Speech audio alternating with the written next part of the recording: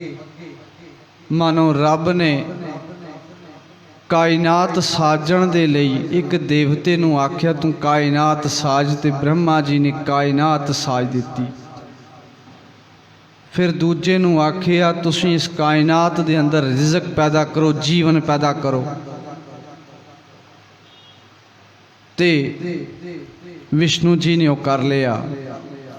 तीजी नूं आखिया हुण संघार करना इसदा, वो शिव जी दे हिस्से आया। इत्थों दा विचार सी। तीन देवते ने एक बनाउंदा है, एक रिज़क देंदा है, एक फिर समेट लैंदा है।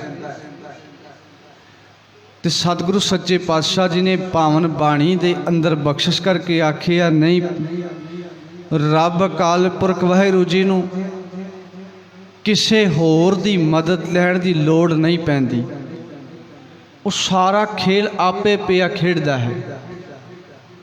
वो साजदा भी आपे है, वो रिज़क देंदा भी आपे है, वो समेट भी लैंदा अपने विच। उसनूं किसी दी मदद लैण दी लोड़ नहीं पैंदी। इसलिए बख्शिश पिया करदे सू। कहण लगे पुछ न साजे, किसी को पुछ करके साजदा नहीं।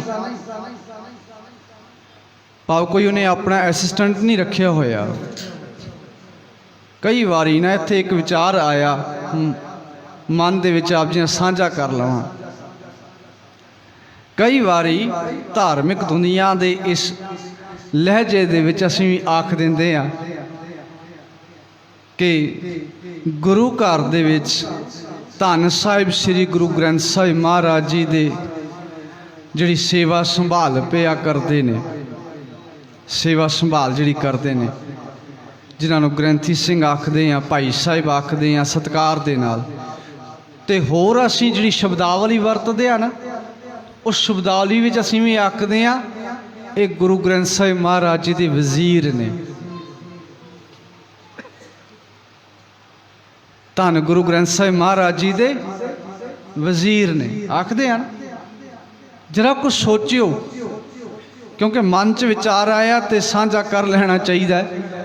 जरा कुछ सोचियो, एक राजा है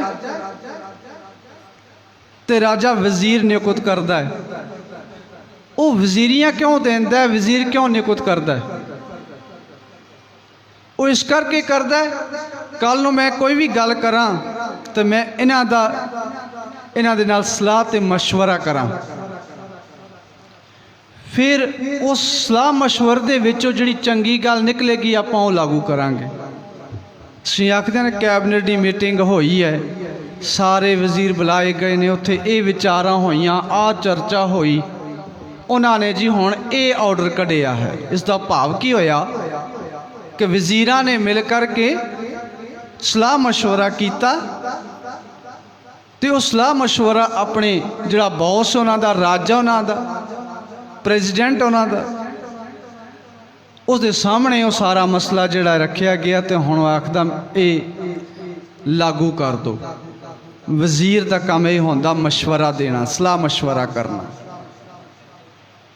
पर जब धार्मिक दुनिया के अंदर धन गुरु ग्रंथ साहिब महाराज जी की पावन पवित्र इस गुरमत की दुनिया के अंदर असीं आउंदे आ ना, प्रवेश करते हैं ना, इत्थे वजीर शब्द नहीं वरत सकते। हालांकि असीं वरतदे हाँ, असीं आखदे हाँ गुरु का वजीर है, असीं गुरु के वजीर आखदे, पर असीं गुरु नूं मशवरा नहीं दे सकते।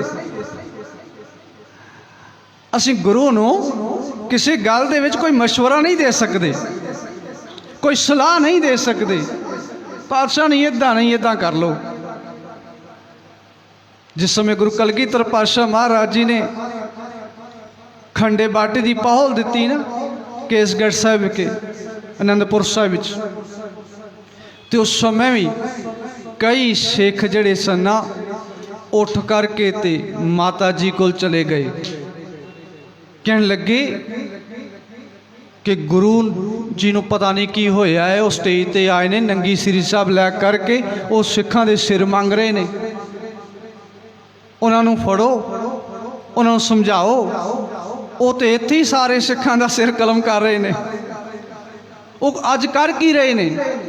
ਭਾਉ ਉਹਨਾਂ ਨੇ ਸਲਾਹ ਦਿੱਤੀ ਇਹ ਕਦਮ ਰੋਕਿਆ ਜਾਏ, ਪਰ ਮਾਤਾ ਜੀ ਕਹਿਣ ਲੱਗੇ ਨਹੀਂ, ਉਹ ਗੁਰੂ ਨੇ, ਉਹ ਜਾਣੀ ਜਾਣ ਨੇ, ਉਹਨਾਂ ਨੂੰ ਸਲਾਹ ਮਸ਼ਵਰਿਆਂ ਦੀ ਲੋੜ ਨਹੀਂ ਪੈਂਦੀ।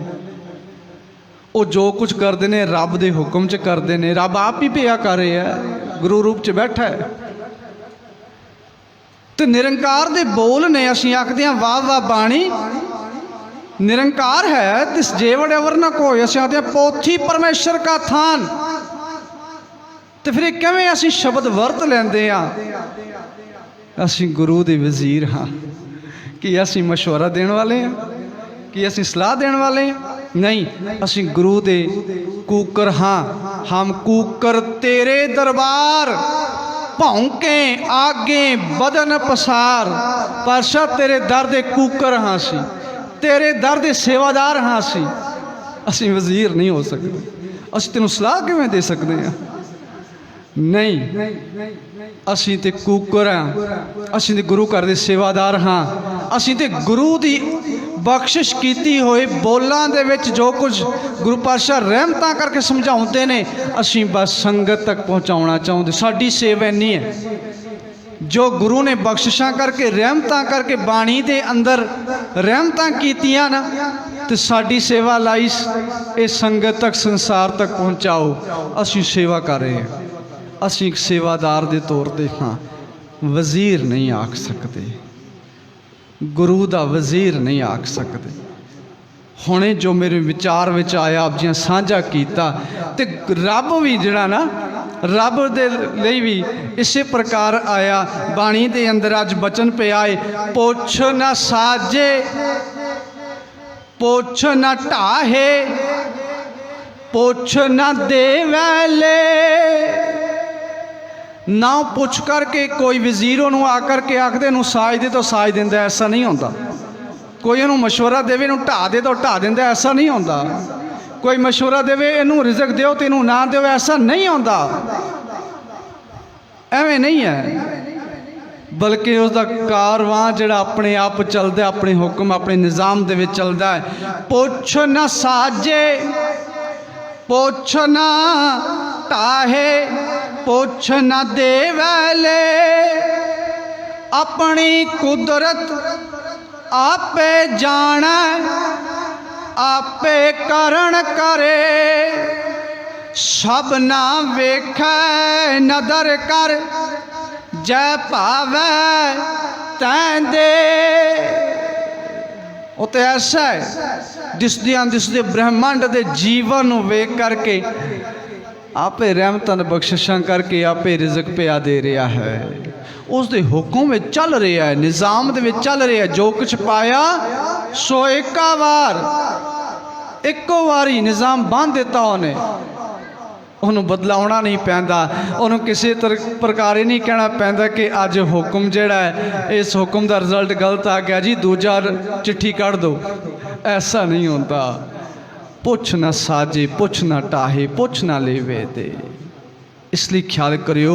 आओ गुरु पातशाह महाराज जी की बख्शिश की पावन पवित्र बाणी विचों, सतगुरु सच्चे पातशाह महाराज जी की सच रूपी बोलों विचों, पातशाह जी के बख्शिश किए हुए बाणी की विचारधारा विचों अपने जीवन को सेध दईए। शब्दावली के अंदर भी असीं वो कुछ लैके आईए जो मेरे सतगुरां ने बख्शिश पिया की है। हम कूकर तेरे दरबार भौंके आगे बदन पसार। जिस प्रकार अपना जीवन लैके आए प्यारिओ, ताई होणगे साडे लोक सुखीए पर लोक सुहेले। नानक हर प्रभ आपे मेले होई, पुल गलती दी खिमा परवानो फतेह। वाहिगुरू जी का खालसा, वाहिगुरू जी की फतेह।